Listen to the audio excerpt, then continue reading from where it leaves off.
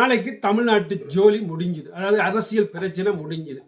நாளையோட தீர்வு வரப்போகுது. 8 மணிக்கு தேர்தல் வாக்குகளை எண்ண போகின்றார்கள். அதுக்கு பிறகு ஒரு ஆள் ஆள போறார், யார் வர போறான்னு யாருக்கும் தெரியாது. ஆனால் கூடுதலாக பல விடயங்கள் நடக்க போகுதுன்னு கேள்வி போய் தெரியாது. ஆனால் நான் இந்த ஒரு வெளிநாட்டில் உள்ள ஒரு புலம்பெயர்ந்த ஒரு தமிழனை, ஈழத்தமிழனை ஒரு சின்ன விடயத்தை நான் கவனிச்சதை இதில் நான் சொல்ல விரும்புகிறேன்.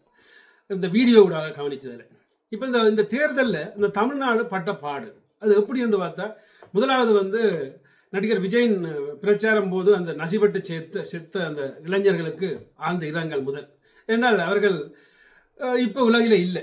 ஆனால் தேர்தல் முடிய போது அவர்கள் யாரெல்லாம் போட்டி போட்டார்களோ அதில் ஒரு ஆள் இருந்து ராஜ வாழ்க்கையோ இல்லாட்டி அவர்கள் ஆளப்போயின நாட்டை.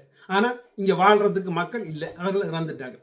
ஸோ அது ஒரு விஷயத்தை பார்த்தேன். அது ஒரு மனவருத்தமான ஒரு விடயம். அடுத்த பார்த்தோம்னால் இன்னும் ஒரு பொண்ணு ஒன்று காய்ச்சிரு வீடியோவில். இந்த பொண்ணை பார்த்தேன், இன்னும் பைத்தியமா நீ நேரம் நின்றா கேட்டிருப்பேன். என்ன பைத்தியமா நீ ரெண்டு மாதிரி கேட்டிருப்பேன். ஏன்னா ஆருக்கு வாக்கு செலுத்துறீங்கன்னு கேட்டேன்.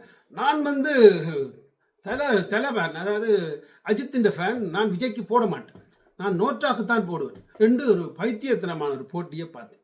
ஸோ அது ஒரு மனவருத்தத்துக்குரிய ஒரு பெரிய ஒரு விடயம். அப்படியான எண்ணம் இந்த ஃபேன் என்று தெரிஞ்சு அது பெண்கள். ஸோ அப்படி இருக்கிறது ஒரு மனவருத்தமான விடயம். அடுத்தது இன்னும் ஒரு வீடியோ நீங்கள் பார்த்துருப்பீங்க, இவ்வளோ கூடுதலாக அது ட்ரெண்டான வீடியோ. அதாவது நடிகர் விஜய் வெல்லாவிட்டால் நானும் மருந்து குடிச்சு குடும்பத்துக்கும் பிள்ளைகளுக்கும் மருந்து ஊற்றி பூச்சி மருந்து ஊற்றி அப்படியே நாட்டை விட்டு உலகத்தை விட்டே போயிடும். ஆனால் விஜயோ இல்லாட்டி சீமானோ இல்லாட்டி மு.க. ஸ்டாலினோ அவர்கள் தொடர்ந்து வாழுவார்கள். அவர்களுக்கு அங்கே அரசியல் தேவை. அதாவது அவர்கள் அதில் ஒரு ருசி கண்டவர். ஆனால் இதுவரை பாவம் ஏதோ ஒரு காரணத்தால் பாசம் வச்சுட்டு சாகுது. ஸோ அப்படியான ஒரு பைத்தியகரமான ஒரு ஆளுடைய வீடியோவும் நான் பார்த்தேன். அடுத்த பார்த்தீங்கன்னா என் புருஷனை விட நான் விஜய் தான் எனக்கு விருப்பம் என்று ஓப்பனாக கதைச்ச பெண்ணுன்ற வீடியோவும் பார்த்தேன். நடிகர் விஜய் என்று கதைச்ச அந்த பெண்ணுன்ற வீடியோவும் பார்த்தேன். ஸோ இப்போ நான் என்ன அதில் சொல்ல வரேன்டா, இந்த அரசியல்ன்றது நாளையோட முடிஞ்சுது.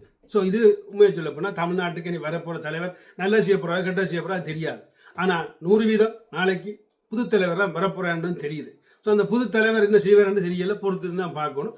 ஆனால் இனி காலங்களில் நாங்கள் இவர்களுக்காக நீங்கள் வாழாமல் ஏன் உங்களுக்காக நீங்கள் வாழக்கூடாது என்று ஒரு கொஞ்சமாவது சிந்திச்சு பாருங்க ஒரு மூலையில்.